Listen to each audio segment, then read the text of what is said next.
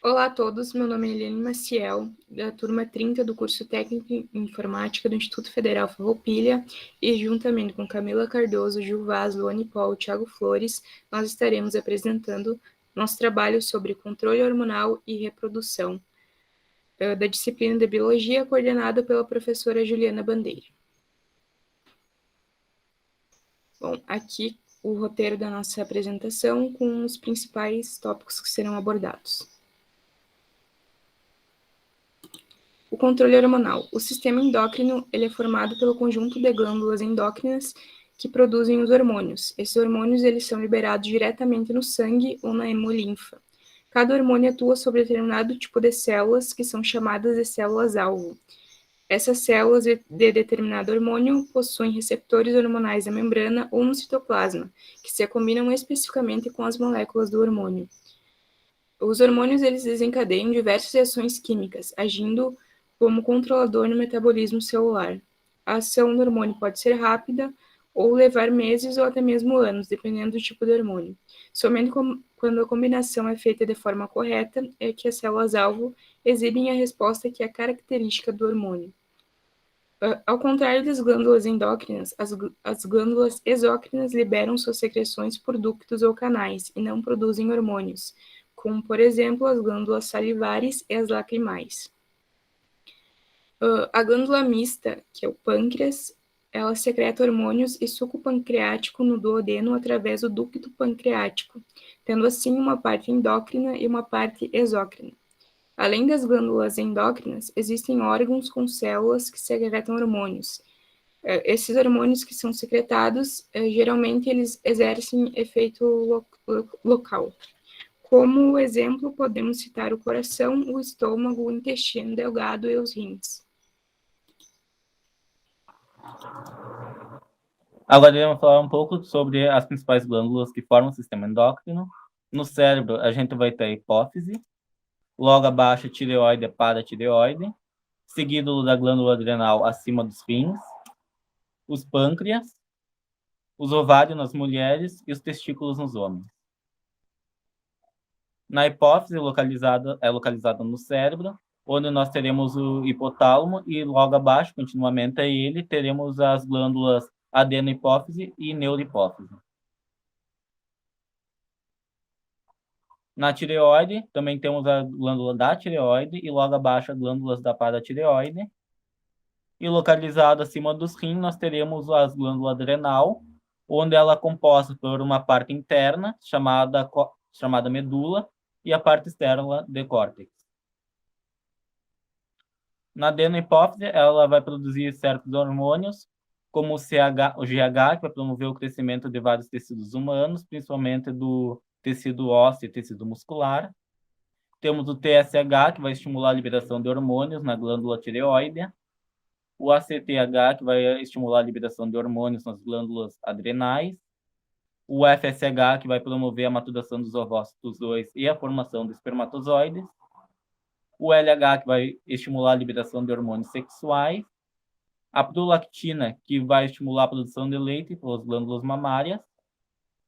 E na neurohipófise, a gente vai ter o ADH, que é um hormônio antidiurético, onde ele vai estimular a absorção de água pelos rins. E a ocitocina, que vai promover a contração de músculos nos úteros, assim facilitando o parto e também a ejeção de leite pelas glândulas mamárias. Na tireoide, a gente vai ter o T3, que é a tiroxina, e a T4, que é a tironina, que vão aumentar a taxa metabólica de células no crescimento e estimular o crescimento do corpo. E também a calcitocina, que vai regular os níveis de cálcio no sangue, retirando o cálcio do sangue e depositando nos ossos. Também teremos a paratireoide, que vai produzir o hormônio paratôrmico, que vai regular os níveis de cálcio nos ossos, retirando dos ossos e depositando no sangue, tendo efeito contrário à calcitonina. Também temos a glândula adrenal, que vai possuir o córtex adrenal, responsável pela produção do hormônio glicocorticoides, que vão auxiliar na manutenção da glicemia. Também teremos o mineralocorticoides, que vão regular os níveis de sódio e potássio no sangue, e de hormônios sexuais, que vão determinar as características sexuais secundárias. Temos como exemplos de características sexuais secundárias o desenvolvimento de mamas, de pelos pubianos e pelos faciais, tanto como a alteração da voz.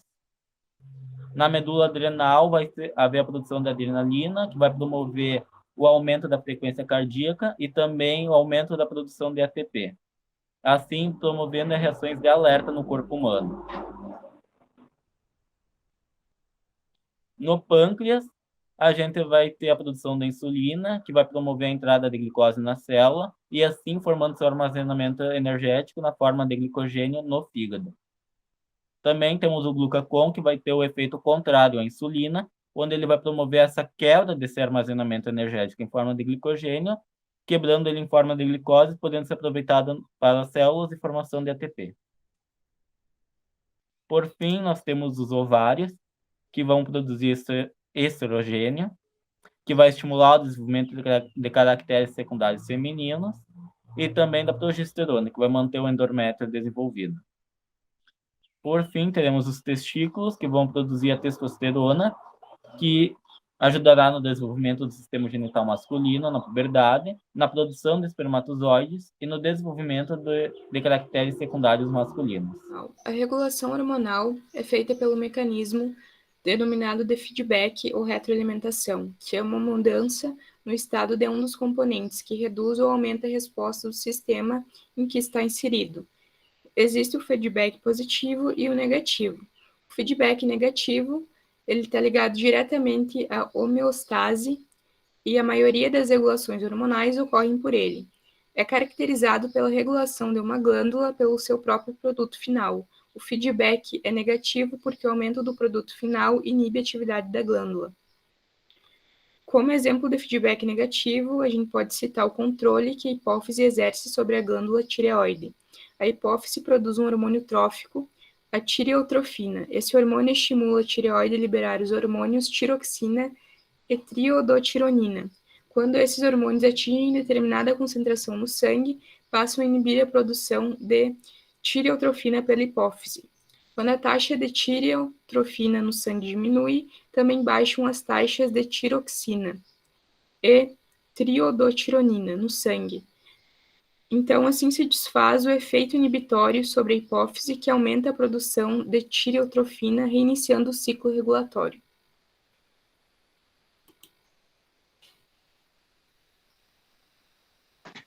O ciclo menstrual geralmente dura cerca de 28 dias e é dividido em 3 fases, de acordo com as alterações hormonais que ocorrem no corpo da mulher durante o mês. A menstruação representa os anos férteis da vida da mulher, que se iniciam na adolescência e duram até a menopausa. É normal que esse ciclo varie entre 25 e 35 dias, mas ciclos com intervalos mais curtos ou mais longos do que esses podem representar problemas de saúde, como ovários policísticos, e por isso, se isso acontecer, é aconselhado consultar um ginecologista. Fase folicular. Essa é a primeira fase do ciclo, que se inicia no primeiro dia da menstruação e dura entre 5 e 12 dias. Nessa fase, o cérebro aumenta a produção de hormônio folículo estimulante, que leva os ovários a amadurecer seus óvulos. Com esse amadurecimento, o ovário começa também a liberar maiores quantidades de estrogênio, que é outro hormônio responsável por tornar o revestimento do útero pronto para uma possível gravidez. Fase ovulatória. Nessa fase, os níveis de estrogênio continuam aumentando e levam o corpo a produzir o hormônio luteinizante, que é responsável por selecionar o óvulo mais maduro e fazê-lo sair do ovário, que é quando ocorre a ovulação, geralmente por volta do dia 14 do ciclo. Depois de liberado, o ovário viaja pelas trompas até chegar no útero. Normalmente, o óvulo sobrevive por 24 horas fora do ovário, e por isso, se entrar em contato com espermatozoides, pode ser fecundado. Uma vez que os espermatozoides podem durar até 5 dias dentro do corpo da mulher, é possível que, se a mulher tiver tido relações até 5 dias antes da ovulação, possa engravidar. Fase lútea. Essa fase acontece, em média, nos últimos 12 dias do ciclo, e durante esses dias, o folículo deixado pelo óvulo dentro do ovário começa a produzir progesterona, em maior quantidade, para continuar preparando o revestimento do útero para o caso de uma possível gravidez. Além disso, também existe um aumento na produção de estrogênio e por isso algumas mulheres podem apresentar sensibilidade nos seios, mudanças de humor e até inchaço. Quando a fecundação não acontece, o folículo vai encolhendo dentro do ovário e por isso os níveis de estrogênio e progesterona vão diminuindo até que o revestimento do útero seja eliminado, dando início à menstruação e ao ciclo menstrual. Já se existir fecundação, o óvulo fica grudado nas paredes do útero e o corpo começa a produzir HCG, um hormônio que mantém o folículo produzindo estrogênio e progesterona em níveis elevados para manter o revestimento do útero até a formação da placenta.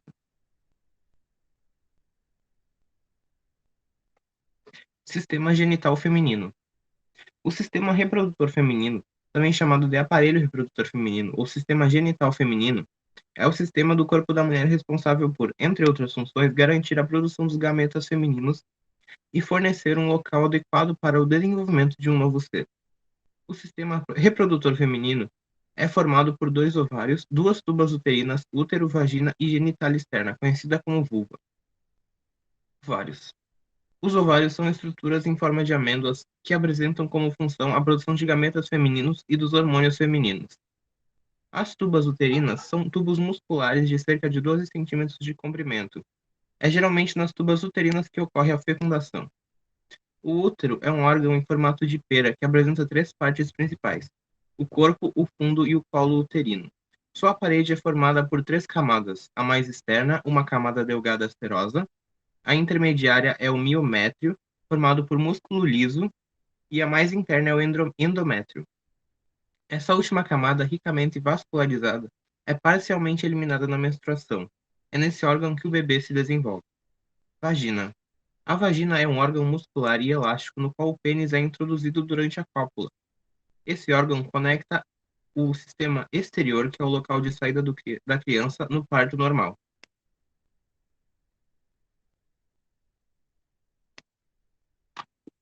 Sistema genital masculino. Ele é composto pelos testículos, um sistema de ductos, sendo eles deferente, ejaculatório e uretra, que é um canal que passa por dentro do pênis e é comum aos sistemas urinário e genital, ou seja, por esse canal são conduzidos o esperma e a urina. As glândulas sexuais acessórias, que são as próstatas, que têm aproximadamente 4 centímetros de diâmetro e se localiza abaixo da bexiga urinária. Ela produz uma secreção nutritiva para os espermatozoides, que constitui entre 15% e 30% do esperma. Glândula bulborretral e vesículas seminais, entre diversas estruturas de suporte, incluindo o escroto e o pênis. No interior da bolsa escrotal encontramos as gônadas masculinas, mais conhecidas como os testículos. Neles, podemos encontrar milhares de tubos enovelados, chamados de túbulos seminíferos, onde os espermatozoides são produzidos por meio da espermatogênese. Nos túbulos seminíferos, os espermatozoides são nutridos pelas células de Sertoli.